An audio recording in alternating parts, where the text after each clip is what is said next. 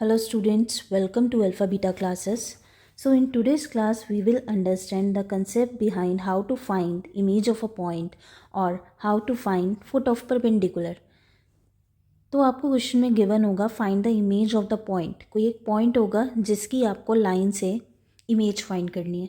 तो let us draw a line P Q जिसकी equation आपको गिवन है और एक पॉइंट है ए. इसकी इमेज आपको फाइंड करनी है. तो हम मान लेते हैं ये पॉइंट जो है इस लाइन के परपेंडिकुलर है और इसकी इमेज जितना इसका इस लाइन से डिस्टेंस है उतनी ही डिस्टेंस पे इसकी इमेज फॉर्म होगी और इमेज बनेगी ए डैश. उसके कोऑर्डिनेट्स हम लेट कर लेते हैं A B C. So let A dash be an image of A on the line whose equation is given.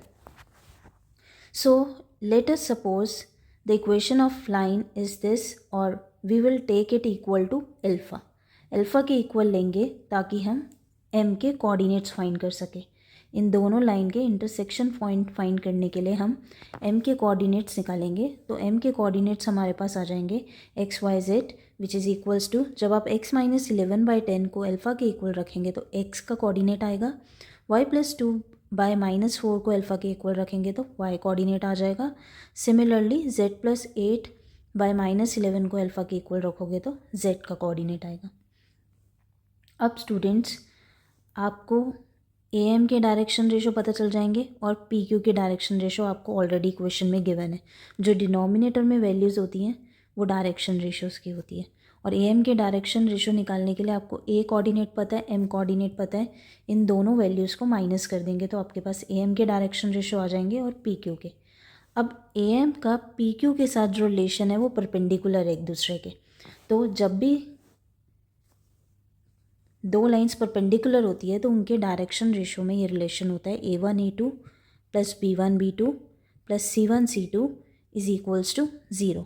तो इसी रिलेशन का अब हम यहाँ पे यूज़ करेंगे और we will find the value of alpha. तो in this way we will get the value of alpha as -1. अब अल्फ़ा की वैल्यू को आप यहाँ पे पुट कर देंगे तो आपके पास एक्स वाई जी कोऑर्डिनेट्स आ जाएंगे और which is equal to the foot of perpendicular. तो इस तरीके से हमारे पास कोऑर्डिनेट्स आ जाएंगे फुट ऑफ परपेंडिकुलर के एज 1, 2, 3. सो नाउ स्टूडेंट्स हमें इमेज के भी कोऑर्डिनेट्स फाइंड करने हैं. तो इमेज के कोऑर्डिनेट्स फाइंड करने के लिए मैंने आपको बताया था कि m जो है इक्वी डिस्टेंस पे a से भी और a डैश से भी. इसका मतलब m इसका मिड पॉइंट हो गया.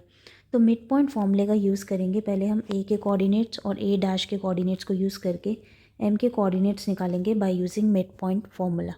और m के कोऑर्डिनेट्स ऑलरेडी हम निकाल भी चुके हैं. तो इन दोनों को कंपेयर करेंगे, इक्वल रख देंगे और उसकी हेल्प से हमारे पास a b c आ जाएगा. तो चलिए देखते हैं. देखो सबसे पहले हमने मिड पॉइंट फॉर्मूला लगाया a और a डैश के बीच में. इन दोनों के कोऑर्डिनेट्स हमें गिवन थे तो उससे हमारे पास ये आ गया. मिड पॉइंट फॉर्मूला क्या होता है, x1 प्लस x2/2 ऐसे ही y1 plus y2/2 and z1 plus z2/2. Similarly हमें यहाँ पे m कोऑर्डिनेट ऑलरेडी गिवन था और ये भी हमने m कोऑर्डिनेट ही निकाला है.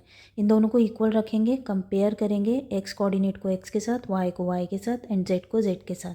तो उससे हमारे पास a, b और c की वैल्यू आ जाएगी and this is the coordinate of image. a is 0, b is 5 and c is 1. Students, if the concept is clear, then don't forget to support the channel, subscribe, like and share. Thank you.